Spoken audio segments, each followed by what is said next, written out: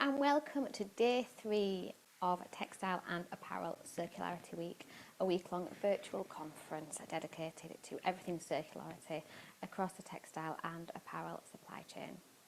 It's organised by the World Textile Information Network. I'm your host, Madeline Thomas, Head of Content at Wtin.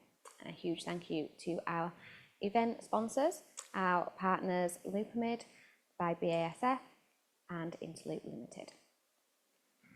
So over the last 2 days, we have covered circular design, materials and circular production. And today we'll move on to another pressing theme, the minefield of textile to textile recycling.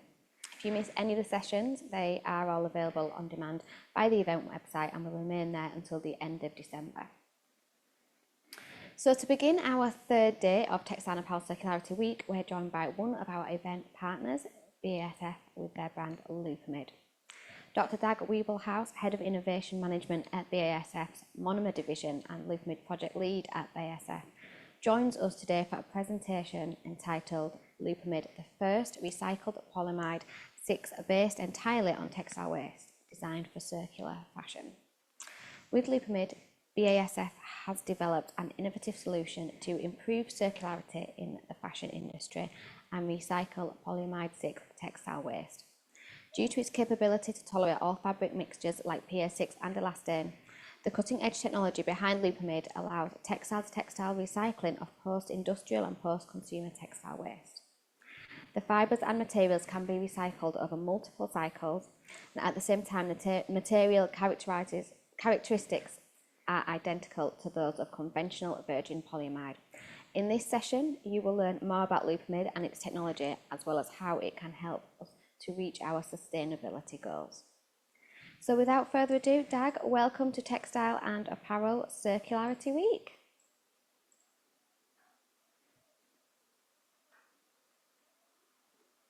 Hiya. Hey, thanks Madeline for the introduction. Thanks for having me. No problem, it's a pleasure. So I'll leave it to you to share your screen. If you do have any questions as our audience for Dag, then please use the Q&A function provided and I'll pose them to him once he's finished his presentation. I can see that perfectly. Thanks, Dag. Okay, very good. Then a warm welcome also from my side. Good morning, good afternoon from wherever you are listening. It's my pleasure to be here today. Thanks for having me. And I would start off with first explaining to you in one sentence what actually Loopamid is. If I can get this to work. Okay, so Loopamid is the first recycled polyamide 6 entirely made from textile waste. Yeah, and the emphasis here is really on entirely. So we offer a textile-to-textile solution with only one raw material, which we believe makes us a unique offer in the market with Loopamid. Actually, the combination of many advantages is what makes us really unique. Right? As I just said, the textile-to-textile recycling means that we are closing the loop within the same application. So we're not using any other raw materials. We're not doing bottle-to textiles or anything else. We're doing textile-to-textile. And we are using textile waste, including post-consumer feedstock. So the technology, I will come to that later, was developed for post-consumer, and that is really the main target of feedstock for our technology. That is actually special because a typical feedstock, and I'll also come to that later, is very complex feedstock, so not easy to digest for a technology. And our process is able to digest mixtures that are typical for textile waste.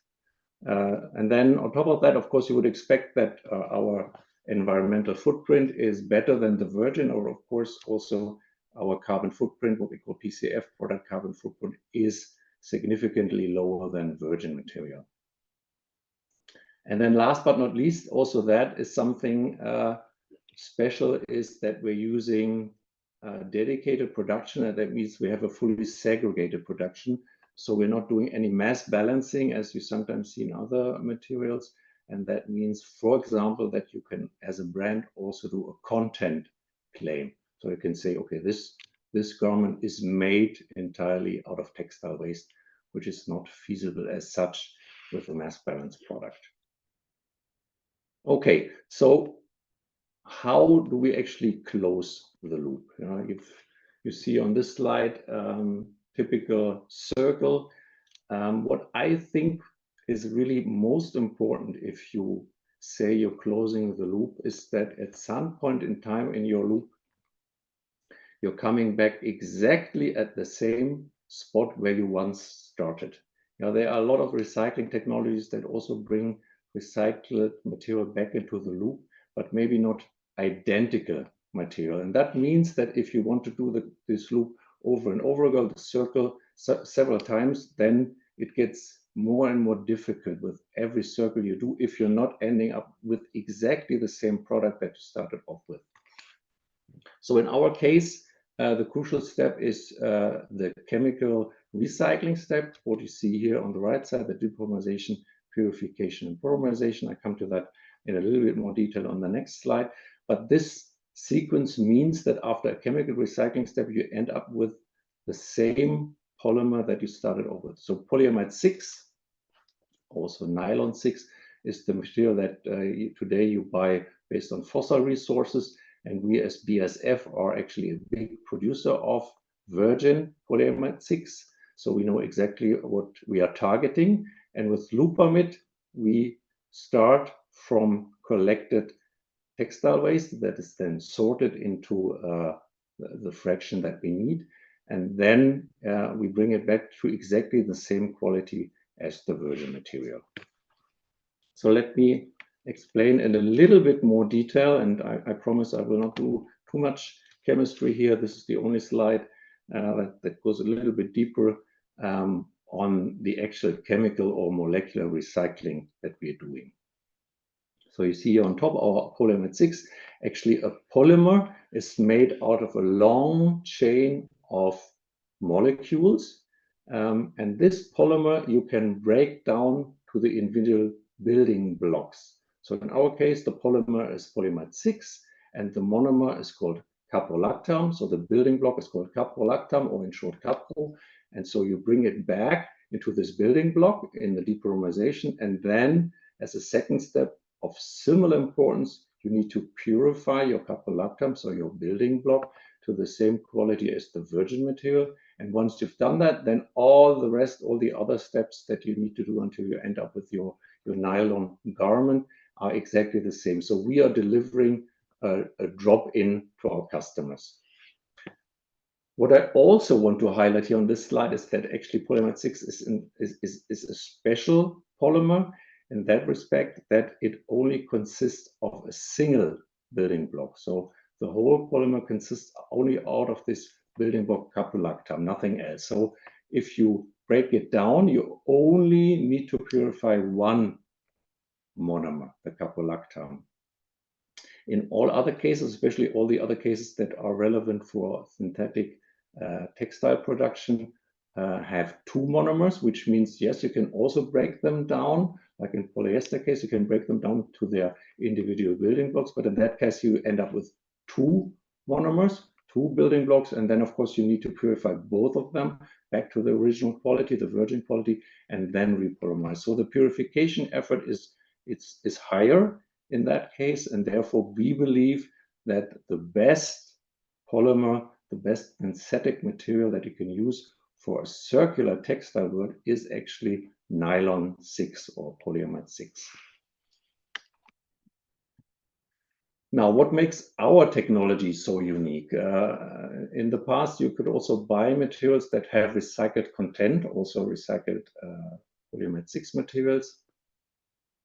But to digest textile waste, you need a very robust technology. And that was the focus of us as a big chemical company, to develop a molecular recycling process that is so robust that you can digest virtually anything and then bring back the building blocks from the polyamide 6 portion, and all the rest you separate. So first, of course, the textile waste will be sorted so that you have a relatively high share of polyamide 6, but you will always have colors in there, you will always have coatings, you will have additives, and in the case of nylon 6, you very often also have spandex to give it stretch and comfort for the final consumer. And that is usually really difficult to digest for a chemical recycling process. So our process that we developed is very robust, and you can see here virtually any impurities that come with a typical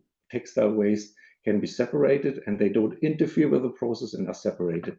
And in any case, we bring it then back to the original colorless polyamide 6 that is identical to the virgin as you see on the right-hand side.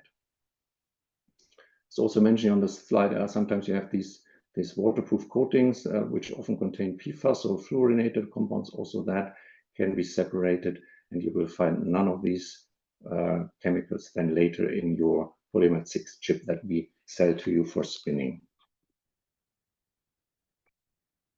Okay, let me dive a little bit deeper into the feedstock topic. I told you that we are only using textile waste. This is the core of our offering, and we have been targeting from the very beginning to use post-consumer waste because this is really the most difficult one. And we have no problem with our technology actually digest 100% post-consumer, and we've proven that with some garments already. But in the process, when we developed that, we had to learn that actually the availability of post-consumer textile waste that is sorted by fiber type, so sorted by polyamide, polyester, cotton, and so forth, that availability is extremely low. Really only very small quantities are available. The technology to sort is available, but it's not invested at any scale yet, nor neither here in Europe nor anywhere in the world. So we were facing the challenge that actually there was not enough waste for us to produce loopamid, and therefore we've decided to also use a second type of waste, as you see here, the post-industrial waste. Again, there we only use textile waste, and we focus only on what we call the cutting waste or cutting table waste. So really in the last step of the garment production, the waste that is there that already has the colors, the coatings, is interwoven with spandex. So it has more or less all the complications of the post-consumer waste, but is easier accessible, but also still needs a very highly developed technology to digest it. So these are the two types of materials we are using. We are currently using a mixture of both, and as we progress, the target is to increase the post-consumer share as it becomes available. So long-term, our clear target is to use only post-consumer waste. Now, after development, we are now proud to say that our first small commercial plant is running with a capacity of 500 metric tons. It's a fully integrated and fully continuous plant that is running 24/7. It's now running since about a year, and we are happy to experience that the technology is very robust also on a commercial scale.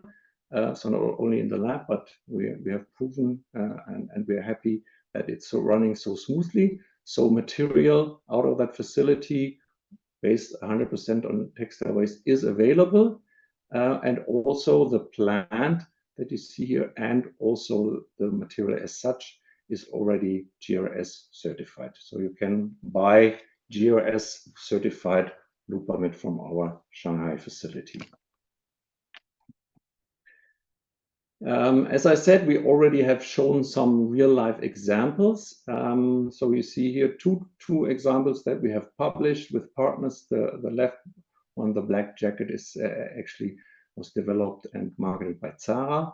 And on the right side, you see an example from Adidas, where we have been part of a EU-funded project, the T-Rex project, where we also did the demonstrator with loopamid. And in both cases, it's 100% based on post-consumer waste.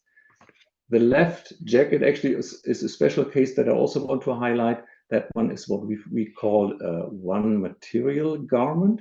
So that's also something special about polyamide 6 and loopamid, is that you cannot only produce the fabric out of such a material, but you can produce almost all other garment types of a complex garment out of the same material. So here, the garment that you see, also the zippers, the buttons, the Velcro tape, the sewing thread, everything on this jacket is made out of loopamid. So the jacket, you can take that jacket as it is and put it directly back into our process without any pre-treatment, because it is really pure PA6 or loopamid.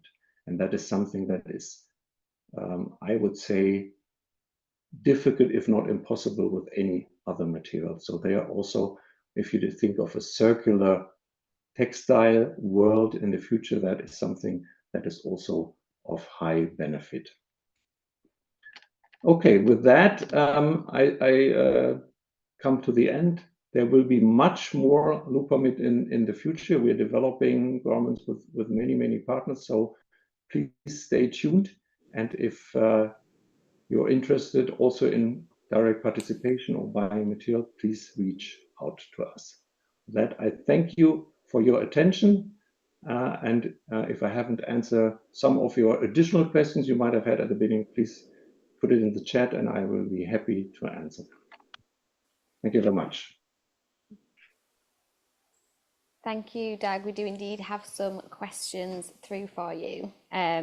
So first of all, and I think the latter part you did answer, but how have you been able to secure enough post-consumer polyamide? It's not the most common synthetic and is very rarely found in its pure state as it gets mixed with other trims and closures. And then the additional question on that was, are you using pre-consumer as feedstock as well? Yeah, thanks for that question. As I said, the post-consumer waste, we actually are working with many partners here in Europe. I mean, our headquarters in Europe, the process was developed in Europe. We have been working with many partners for collection and sorting here in Europe. And as the questioner said, I mean, the total PA6 share in garments is unfortunately not so high. It's after cotton and polyester, the third most common material, but still it's not by far as large as polyester. So we need to sort out the polyamide 6. Our target specification is at least 80% polyamide 6 in the waste, so that needs some sorting. We have some partners in Europe that are doing that for us on very low scale. But as I said, the plant now is in China. We also have partners that are doing that. And after some development time, we have now a constant inflow of post-consumer feedstock in China from Chinese post-consumer waste that we're feeding into the process. And I think the second question was right. I mean, the pre-consumer material we are using then instead is all cutting waste currently also coming out of garment production in China. Brilliant. And another question from our audience. You mentioned the challenge of post-consumer waste availability and your aim to increase this. What are you doing at BASF to achieve this, and what advice would you give to brand partners to encourage consumers to recycle and or bring back their used garments? Yeah, that's really, I think, the crucial question. How do we better close the loop with really collecting post-consumer textile waste? I mean, in Europe, since this year, 1st of January, is the mandatory collection for all EU member states. So there's a lot of textile waste collected as such, but today it's not sorted by fiber type. And therefore, to sort by fiber type, the technology that is used is near infrared. And we have been very active in developing that with many partners. We also, as BASF, have a daughter company, Trinamics, that actually has own NIR devices, and they actually are by far the best if you need to separate PA6 and PA66. Right? Our process focuses on PA6, but there's also PA66, a very similar polyamide, but with different monomers, and therefore it's really not so easy to separate those. But as I said, with NIR, that's feasible, and we are supporting all of our partners to develop that to a purity that is sufficient for us. But in the end, the industry as such needs to invest into fully automated facilities, which are in principle also available, but not invested yet. And I think once the automation starts, then there will be much more material available, and then also availability and cost will go down. And then I hope we will see much more material be recycled out of post-consumer waste. Interesting. And on that slide, when you kind of went into the technicalities of the recycling process, we had a question around whether it could still be recycled if there was caprolactam alternatives. So perhaps thinking about ecolactam from Vibrant, for example, instead of the caprolactam. Would that still work in your process? Absolutely. I mean, from a chemistry standpoint, so I'm a chemist, they are all the same. I mean, they have different brand names, but from a chemical structure, they're all identical. So anything that is really polyamide 6 made out of caprolactam can be recycled without no problem. Okay, perfect.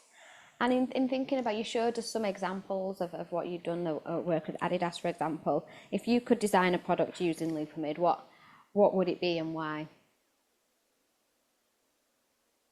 Yeah, as I showed, I mean, I'm personally really a fan of these one material garments, right? A lot of the difficulties in sorting come out of the fact that the garments are really mixed out of many materials, especially multi-components garments, like a complex jacket. I mean, usually it has so many different materials. So if you would want to sort on a full garment, then sometimes it's really difficult. Like a jacket is not pure polyester or pure polyamide or pure cotton, but it's usually a mixture.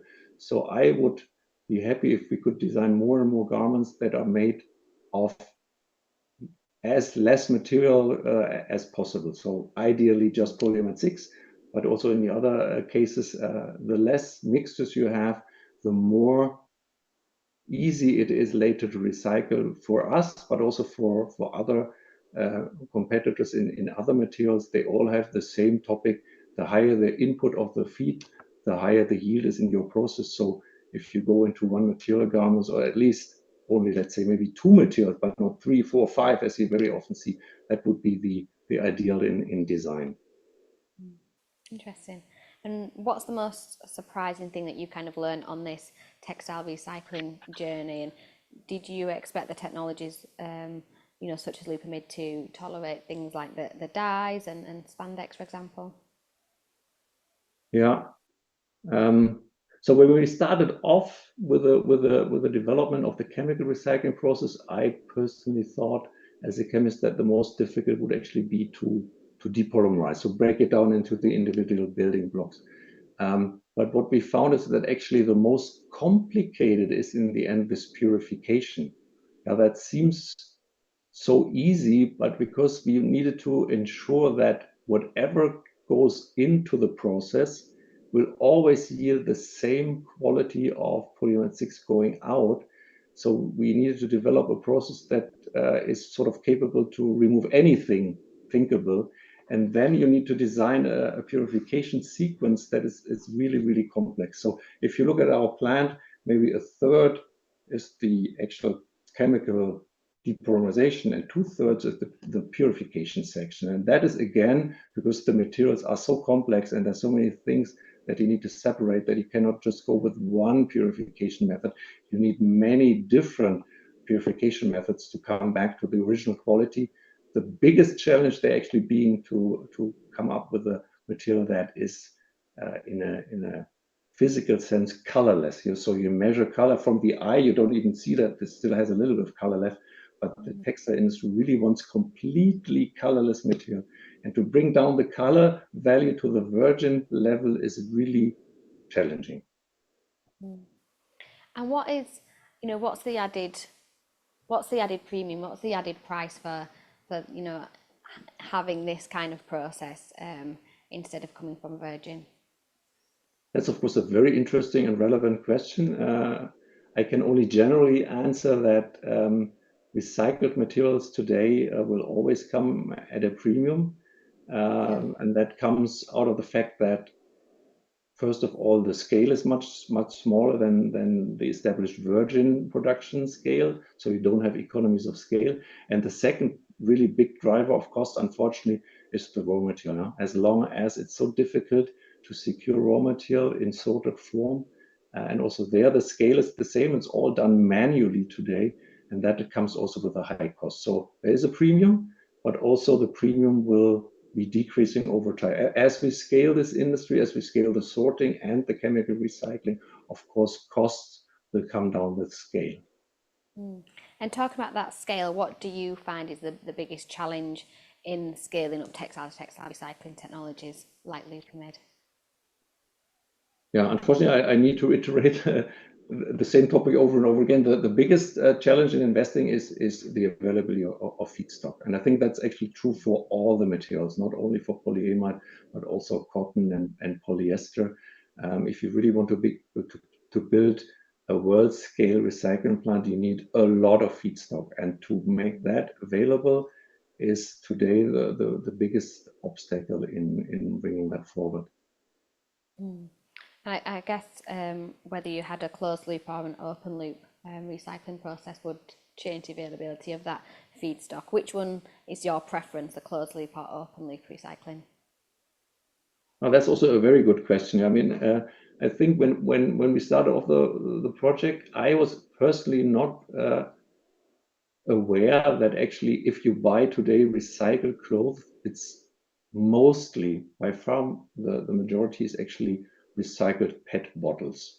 So that's what we call an open loop, right? You take it from one industry and you use it as a recycled material in the second industry. This open loop has the big disadvantage that it usually ends after one circle. So it's sort of a dead end. So you take a PET bottle, and that's a very pure material, and then you recycle that as a fiber, make a garment, but then you add your colors, your additives, your coating, everything. And then after you get it back, that's then such a complex material that today it's very difficult to recycle. And therefore it's always just one circle. If you want to do a closed loop, yeah, and then you really come back, you take textile, you bring it back to textile, then you can do it over and over and over again. And therefore, I personally think that also from the regulatory side, that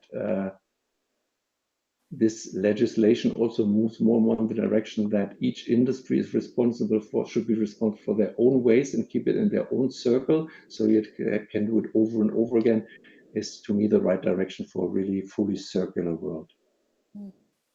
Thank you, Dag. I think that's a nice point to finish on. So thank you so much for your presentation and your insights and for answering all our audience questions there. And thank you to our audience for your participation.